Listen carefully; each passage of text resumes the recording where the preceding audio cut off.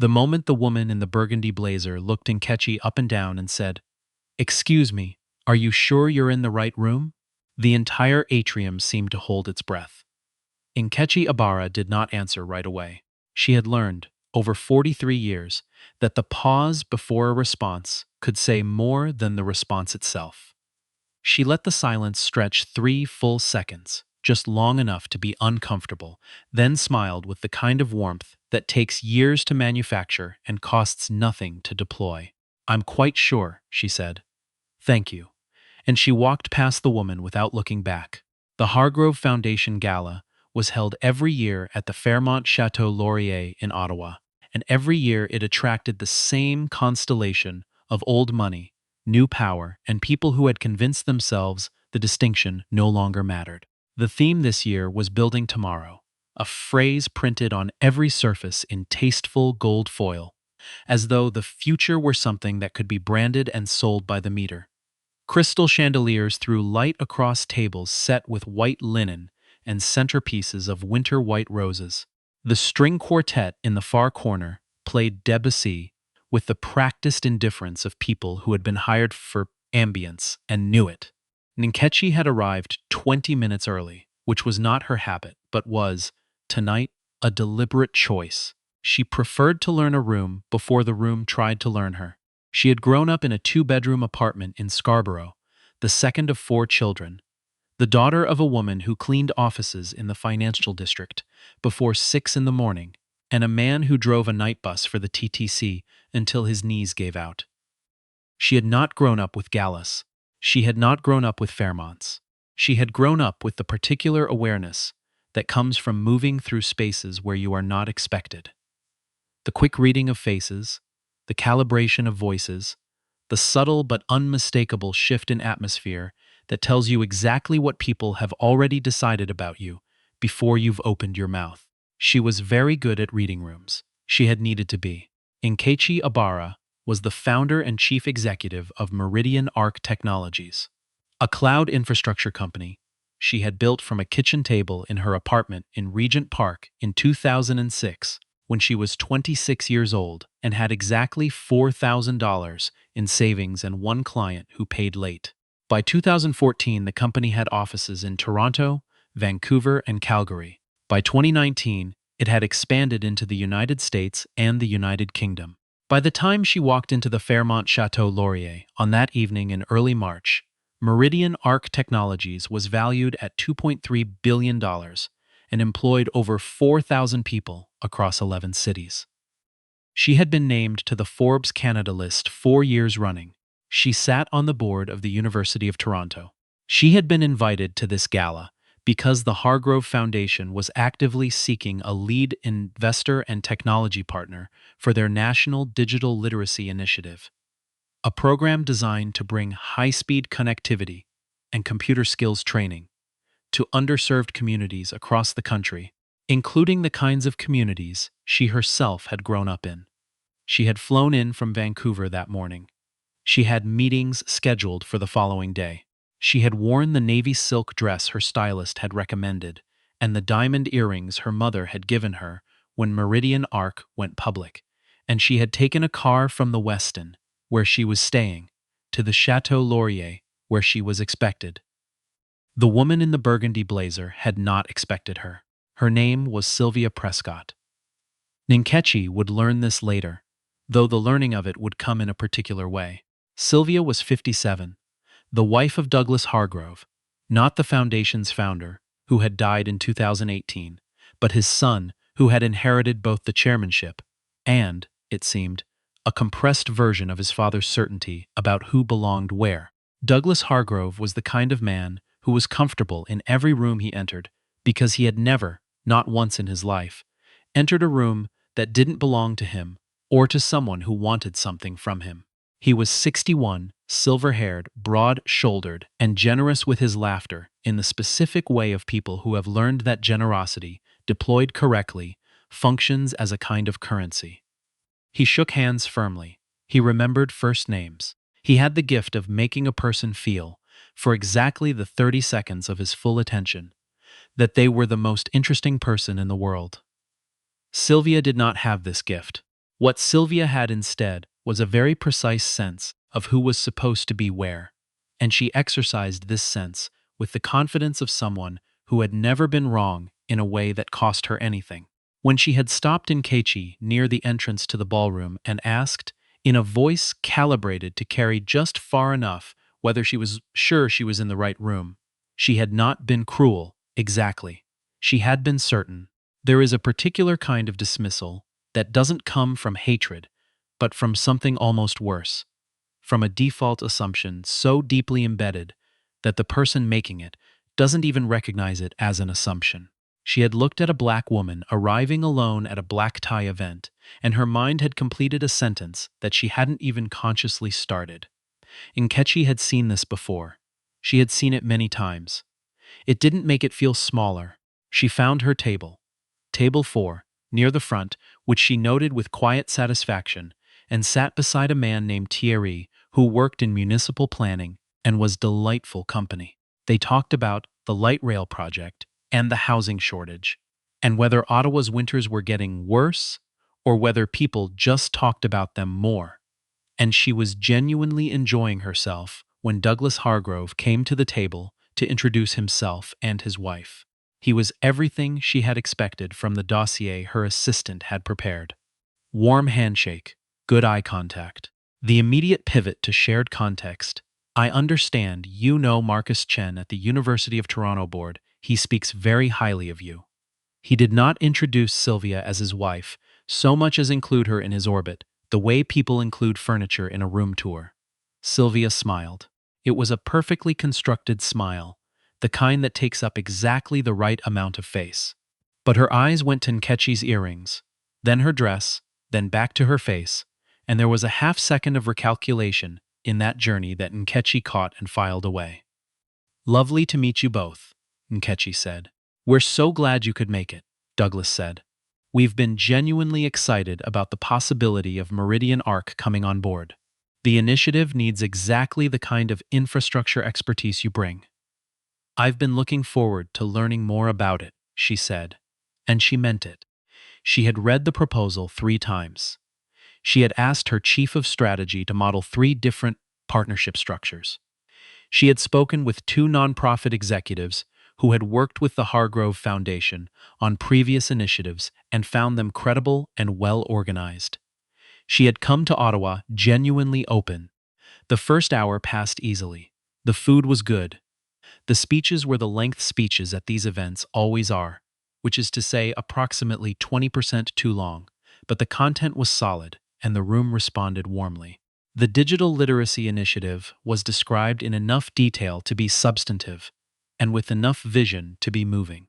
Nkechi found herself thinking about her youngest brother, who had spent 2 years after high school without reliable internet access, and who had eventually gotten a coding job after attending a community program not unlike what was being described here.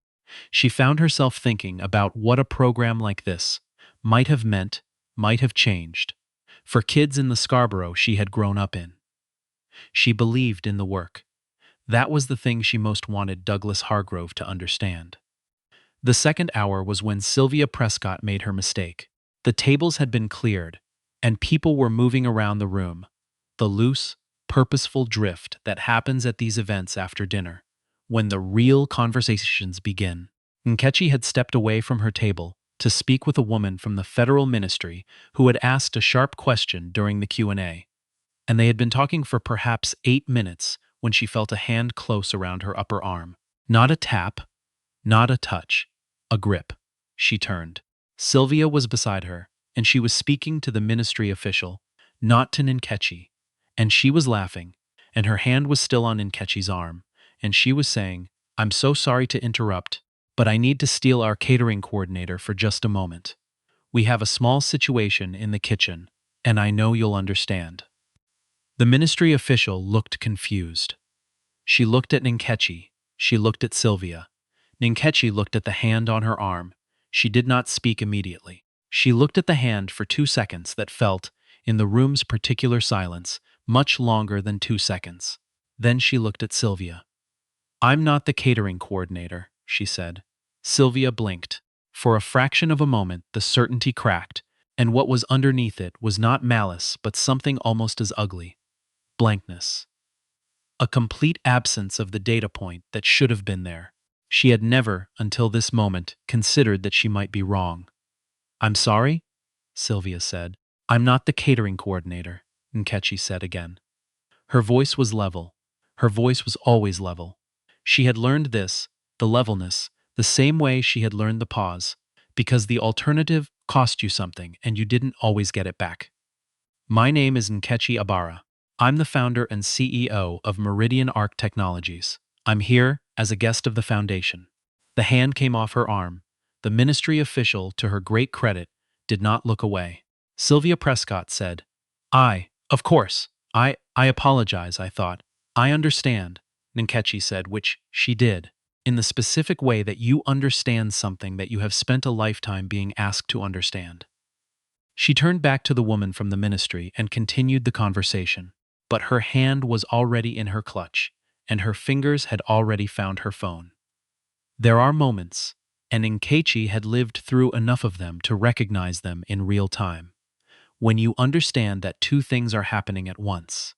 There is the surface thing, the thing with words and hands, and the particular geography of a ballroom, and then there is the thing underneath it, the thing that has been happening for decades, the thing that does not announce itself because it doesn't need to. The surface thing was a woman who had made a mistake, an honest mistake. She would say later, a terrible misunderstanding. She would say she hadn't meant anything by it, she felt awful. Truly, she wasn't that kind of person.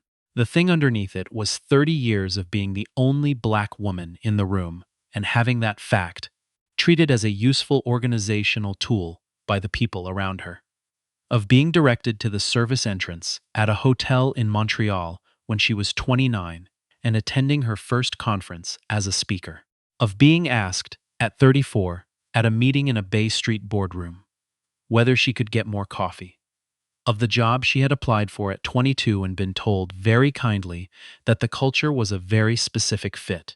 Of every room that had rearranged its assumptions the moment she entered it, and then expected her to find this rearrangement acceptable, unremarkable, nothing to carry. She did not make decisions when she was angry. She made them when she was clear. By the time she excused herself from the conversation with the ministry official, she was very clear.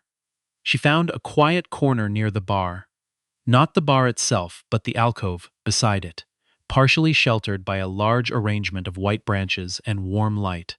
She took out her phone, and she called her chief of strategy, a precise and unflappable woman named Doreen, who had been with Meridian Arc for 9 years and who answered on the second ring regardless of the hour. Nkechi. Doreen's voice was neutral. She had learned, 9 years ago, to wait for Nkechi's tone before calibrating her own. "The Ottawa trip," Nkechi said. "The Hargrove partnership. I want to pause the term sheet. A beat." "Okay," Doreen said. "Can I ask what happened? I'll explain tomorrow. For now I want to pause it. Nothing moves forward until we talk." "Done," Doreen said. "Anything else?" "That's all for tonight. Thank you." She put her phone away. She stood in the alcove for a moment. The string quartet was playing something she didn't recognize. Something with a waltz rhythm. Something designed for a room full of people who believed the world was arranged correctly and were here to celebrate it. She thought about the digital literacy initiative. She thought about the kids in Scarborough. She thought about her brother. She thought about all of this, and she felt the specific weight of having to hold two things at the same time: the value of the work and the cost of the room. She straightened her earrings. She walked back in. Douglas Hargrove found her 15 minutes later. He had the look of a man who had just been told something he very much did not want to have been told, but who was managing his face about it, as well as a man of his experience could manage. His eyes were careful. His voice, when he reached her, was quiet. "Mrs. Abara," he said, "I need to speak with you." "Of course," she said. He steered them toward the edge of the room, near the tall windows that looked out over the river. The city was dark and cold and very beautiful.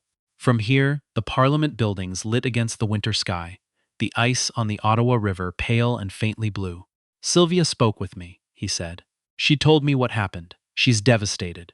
She wants you to know, she wants me to convey, that she is genuinely, deeply sorry. It was a terrible error in judgment, and she takes full responsibility. Nkechi listened. She let him finish. I appreciate that, she said. I want you to know that this is not reflective of the values of this foundation, he said. It's not who we are. What happened tonight was completely unacceptable, and I would never want you to. Douglas, she said, and something in her tone made him stop. Not unkindness, but a very specific precision. I believe that, you believe that. I want to say something to you, and I'd like you to hear it as it's intended, which is honest. He nodded. I came here tonight because I believed in this initiative, she said. I still believe in the work. The program matters. The communities it serves matter. I have a brother who grew up without the kinds of resources this program would provide, and I have never stopped thinking about what different access might have meant for him. She paused. But what happened tonight was not a one-time error, she said. It was a very legible signal about the assumptions that operate in this space. And before I put Meridian Arc's name, investment, and infrastructure behind an initiative that says it serves communities like the ones I came from, I need to know that the people running this initiative actually see those communities, not as beneficiaries, as people. Douglas Hargrove was quiet. His jaw was set, and she could see that he was working to stay with what she was saying rather than move immediately to the management of it, and she gave him credit for that. The term sheet, he said finally, is paused, she said. We can talk next week, but I need to see something from this foundation before we move forward. Not a statement, not a conversation, something real. He looked at her for a long moment. What would real look like, he asked. I'll send you a list, she said. Doreen will be in touch. She extended her hand. He shook it. His grip was different than it had been when he'd introduced himself. Less performance in it, she thought, and she chose to take that as something. She found Thierry from municipal planning on her way out, and they had a brief, warm goodbye and exchanged cards, and she meant it when she said she hoped they'd cross paths again. She said goodnight to the ministry official, who pressed her card into Nkechi's hand and said quietly, Call me. I mean it. And Nkechi nodded and did mean to call her. She retrieved her coat from the cloakroom. She stepped outside into the March cold. Ottawa in early March is a particular kind of cold, still winter-weighted, but with something loosening at its edges, a suggestion rather than a promise of something warmer coming. The air was sharp and clean, and she stood for a moment at the top of the stone steps and breathed it in. Her car was already waiting. She saw the headlights. Before she got in, she stood there another moment and looked back at the Chateau Laurier, all limestone and copper roofline against the dark sky, lit from below like something out of a different century. A beautiful building. A room full of people who were going to go home tonight and feel, on the whole, that they had done something good. She thought of Sylvia's hand on her arm. She thought of the sound of the string quartet. She thought of the ministry official's face in that moment, the moment she had not looked away. She got in the car. The list she sent Douglas Hargrove the following Monday was 4 pages long. It was not punitive. It was not performative. It was specific, actionable, and grounded in research. She had spent part of the weekend consulting with 2 nonprofit executives she trusted, and 1 community organizer in Ottawa's Vanier neighborhood who had been working on digital access for 15 years and had never once been invited to a gala.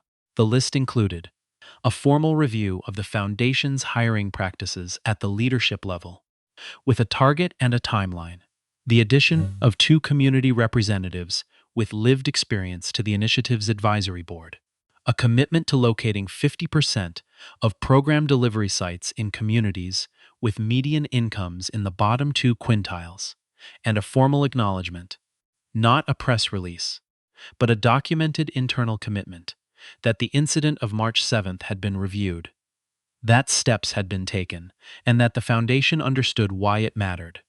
She also included, at the end, a personal note. It was 3 sentences. It said, I want this partnership to happen. I want these kids to have what I didn't have at 13. Let's build something worth building. Douglas called her that Thursday. He said the board had reviewed the list. He said they wanted to move forward. He said they had already contacted the community organizer in Vanier, who had agreed to serve as a co-chair of the advisory board. I want to say something, he said. Off the record. Go ahead, she said. Sylvia came home that night and she didn't sleep. And I know that might not mean anything to you. I know it might not be enough. But I want you to know that something shifted for her. And I think something shifted for me too. I think we've been operating inside certain assumptions for a long time without examining them. And I hope that's changing. Nkechi was quiet for a moment. It means something, she said. Not enough on its own, but something. The partnership was announced in May. It was a $40 million commitment over 5 years, covering technology infrastructure, device access, and skills training programs in 23 communities across 6 provinces. 3 of those communities were in the Greater Toronto area. One of them was in Scarborough. Nkechi attended the announcement event, which was held not at a hotel ballroom, but at a community center in Vanier, with folding chairs and a PA system that kept cutting out, and coffee from a local place and children from the neighborhood who had been invited because they were the actual reason any of them were in the room. She stood at the back while Douglas spoke and while the community co-chair spoke. The organizer from Vanier, a man named Fitzroy, who had spent 15 years being very loud about the things she had spent years thinking about quietly. And she watched the children in the front row, and she thought about Scarborough, and she thought about her brother, and she felt something she did not always let herself feel, which was uncomplicated. Afterward, a girl of about 11 came up to her. She had a notebook and a very serious expression. She said, "Are you the one who built the tech company?" "I am," Nkechi said. "How did you start?" the girl asked. Nkechi crouched down so they were eye level. "I had $4,000 and one person who believed in me," she said. "And I worked very, very hard for a very long time." She paused. "And I didn't let anyone tell me I was in the wrong room." The girl wrote this down in her notebook with great seriousness and said thank you and moved away, and Nkechi stood back up and watched her go. Fitzroy came to stand beside her. He was a tall man with a quiet voice and the particular energy of someone who has been doing important work in relative obscurity for so long that public recognition has become slightly surreal to him. "Good day," he said. "Very good day," she agreed. They stood together for a moment, watching the room. Outside, it was May in Ottawa, which is a completely different thing from March in Ottawa. And through the windows of the community center, the light was long and warm, and the street was full of kids on bikes, and a woman walking a dog, and a man selling something from a cart. And it was, in the most ordinary and most necessary way, exactly what she had worked for. She had not done it by pretending the hand on her arm hadn't happened. She had not done it by performing grace she didn't feel. She had done it the way she had always done the things that mattered. By being absolutely clear about what she valued, and by refusing to be moved from it. The room had tried to tell her something about herself that night in March. It had been wrong. She had known it was wrong in the moment, and she had acted accordingly. And here now, in this community center in Vanier, with the folding chairs and the bad PA system, and a girl with a notebook who wanted to know how you started. Here was the answer she gave the room instead.